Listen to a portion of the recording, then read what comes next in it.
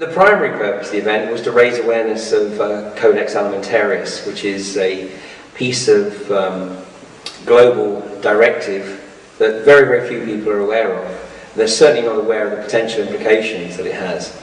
And although Codex Alimentarius Commission is not exactly established law, what it does is it establishes global guidelines which are then enforced by the World Trade Organization, the World Health Organization, and effectively become regulation and directive, and therefore the other trade associations and trade areas like the European Union, the Asia Pacific, the League of African Nations are all expected to apply. And the Codex Alimentarius Commission tried to implement the Codex Regulation and Directive in the US back in 1994. But fortunately, the people actually realized what was occurring. The campaign was actually led by the Whole Food stores. It's a chain of stores that runs right across America, and obviously by the name they sell Whole Foods. They realized the threat, and so they campaigned and got people to hit the streets, right to their congressmen, right to their senators.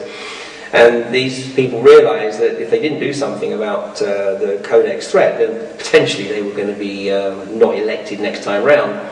So a piece of legislation was introduced called the DSHEA legislation, the Dietary Health Supplement Education Act. Sorry, Dietary Supplement Health Education Act, in 1994, which effectively put a ring fence around the natural food and natural health markets in the UK, in the US. And so the Codex Commission basically went damn and just turned their attention to Europe. And what we're seeing now is really the fruits, for want of a better word, of the Codex Alimentarius Commission's campaign to apply this regulation and directive throughout Europe. And they've worked on the basis that none of the European nations talk to each other, so they're pretty much right there, and that they can get all this stuff in through the back door. And to put it in a nutshell, their long-term objective is to effectively eradicate all organic farming, all natural farming, so that all farming is controlled by the likes of Monsanto and Cargill.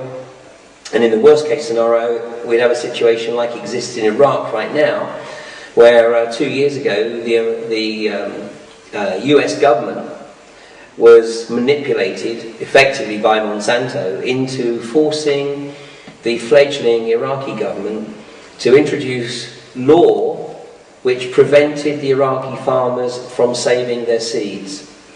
So the Iraqi farmers had to purchase seeds from Monsanto, which effectively had the Terminator gene built in. Therefore, obviously, the crop that grows does not produce seeds which could be used. So every year, the farmers have to produce their next batch of seeds from Monsanto. I mean, this is completely outrageous.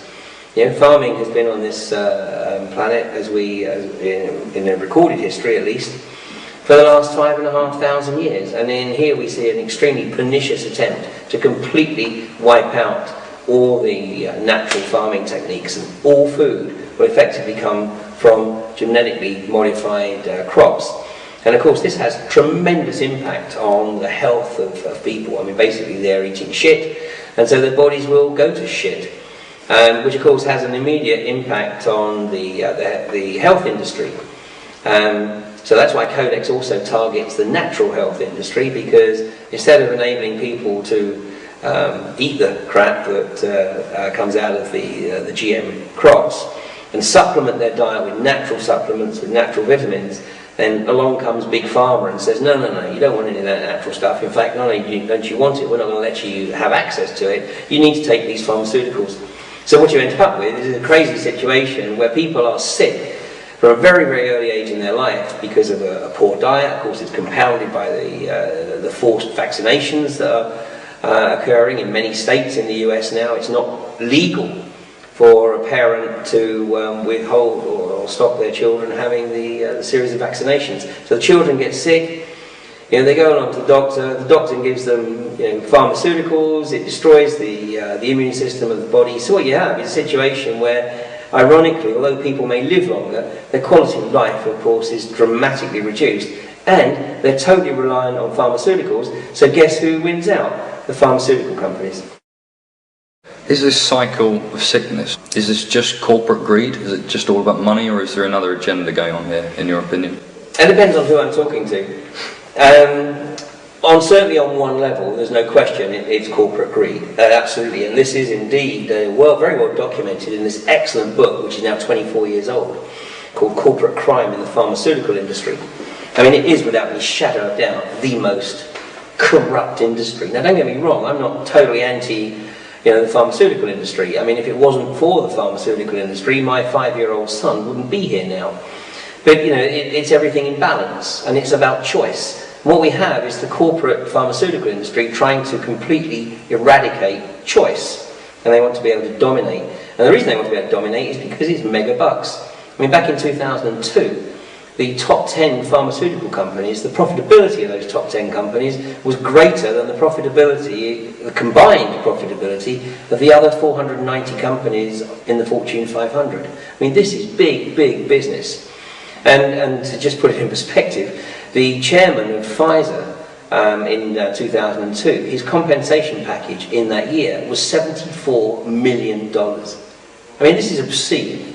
It is completely obscene. But that's corporate greed. And the other level is, without any shadow of doubt, there is an attempt, and it's going to be very difficult to perhaps give this any perspective in a short space of time, but there is an absolute attempt to completely shut down the possibility of any human being making a spiritual connect. I mean, we have long known about the spiritual connect that kicks in around about the age of 40. Which we in the West call the midlife crisis, but in the indigenous peoples they call it the midlife opportunity. And it's an opportunity to see the world from a completely different perspective. And there are certain fundamental requirements, physiological requirements, it would seem, for that to happen. And these guys want to make sure that physiological trigger effectively is neutralized, and that people are kept locked into the physical, secular, empirical world of slavery, financial slavery, consumerism slavery. I mean, a consumer society needs consumers, and it needs relatively healthy consumers, healthy enough to do the work so that they can earn money so that they consume, but not that healthy that they don't need pharmaceuticals.